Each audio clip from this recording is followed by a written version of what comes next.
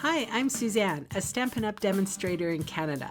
Welcome to my weekly Monday Makes video on my blog and YouTube channel.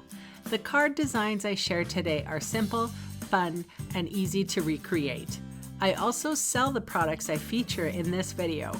I hope you enjoy my free video tutorial and would love to see you shop with me. For today's video, I'm featuring the Piece of Cake bundle. This bundle includes the stamp set and punch. Of course, I'm having a class this month only utilizing these products. I will leave the link in the description bar below in case you're interested. I have a piece of Whisper White Thin here, and I'm stamping with Memento Tuxedo Black ink. I have stamped twice the spotty cake, but I just wanted to show you a really unique little tip. If you take the punch and punch a little square out of it, or punch the punch out of it, you can arrange your stamps so that when you go to punch them later on, they will be in the proper way so that you don't waste a lot of paper. Now, this is a Monday Makes video. I wanted to just sort of breeze over the coloring. I don't want you to feel like you have to have every color in the rainbow.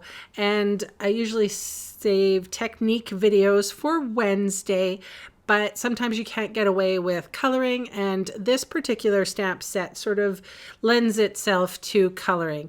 So I did use Mango Melody and Pineapple Punch, I think, on the first spotty cake. And I think this cake I did Flirty Flamingo.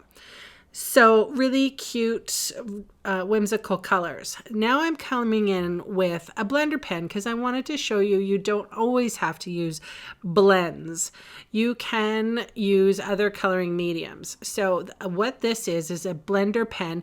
It picks up the ink from your ink pad, and you saw me squeeze the ink pad. I find it easier if you actually squeeze the bottom as opposed to the top of the ink pad, and then all you have to do is pick up the ink with this blender pen, which is clear. It has this clear liquid in it, and it actually colors for you, but the color actually runs out.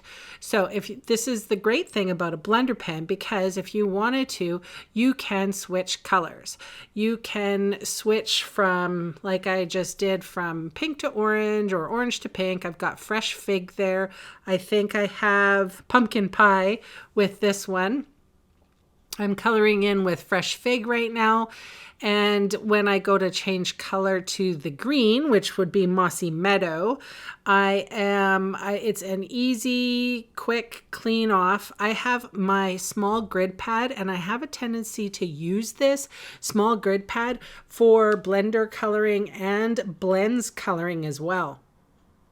Now, here comes that punch alignment that I told you about at the beginning of the video. You just have to line those images up and they punch out beautifully. Now, I didn't give myself enough room, so I had to use a Post-it note, but that's a little trick that you can use in case you can't get your paper into the punch. So I'm doing, again, like I said, 3 cards with this stamp set and the same kind of method. Now you can see the measurements on the top left corner. I actually move it to the right corner in a second, but those measurements are sort of a go-to for me for paper. So this particular pink paper is made as Blushing Bride matte. It also, the designer series paper is called a Tropical Escape. You'll find that in the annual catalog. Then I have a smaller piece of Blushing Bride and a piece of Whisper White. And those are the sizings there. You can write them down. They are go-to for me. If I'm ever stuck creatively or I want to show off the designer series paper, I definitely use these particular measurements. Now you saw what I did there. I forgot the topper on this little cake, so I quickly stamped, colored, and I made a sort of a little tab out of the bottom of those lollipops so I could stick it on to that cake. And now I've just put dimensionals on that front piece and adhered it to the front of my card. Now, using my bone folder, folded it up, and there's the first card almost done. I do a little bit of embellishments.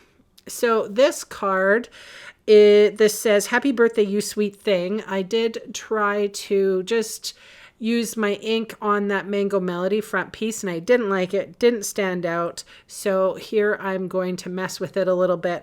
I think this is about 1/4 of an inch. No, it's a little bit bigger. It's a 1/2 an inch little strip of Whisper White thin, and I used Mango Melody to stamp in. I've put down my cake stand and my yellow cake, and I actually just stamped out some candles and put a dimensional under the candles. And like I said, I made a little tab there using my take your pick tool to sort of wedge it into place. Then dimensionals go back on the back of this Mango Melody, and I am placing that focal piece right on my card. And again, this was the Best Root Designer Series paper. Loved it.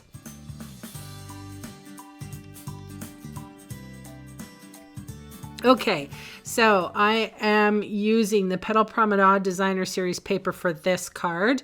I believe that is Blushing Bride, or Petal Pink maybe. I'm not 100% sure. I can't remember now. It must be. Oh, Blushing Bride. That is very vanilla, and that I put on the top focal piece. And the stamp, I stamped in fig.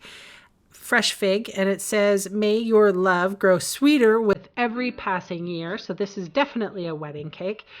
All right, so I'm almost to the end of my 3 cards, and like I said, I've sped this up as fast as I can. It's almost an 8-minute video.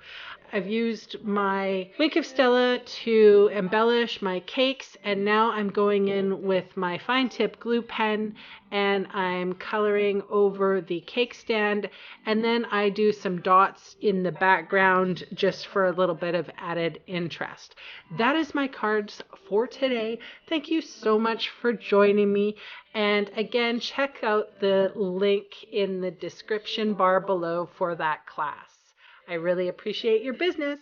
Bye.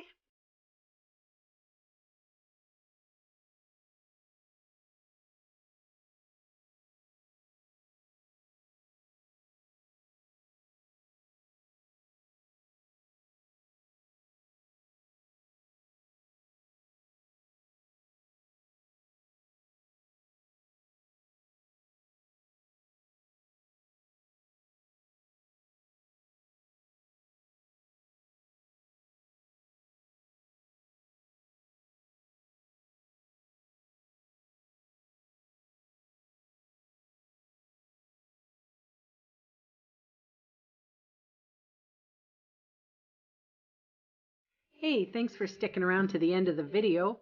On screen are 2 more videos for inspiration.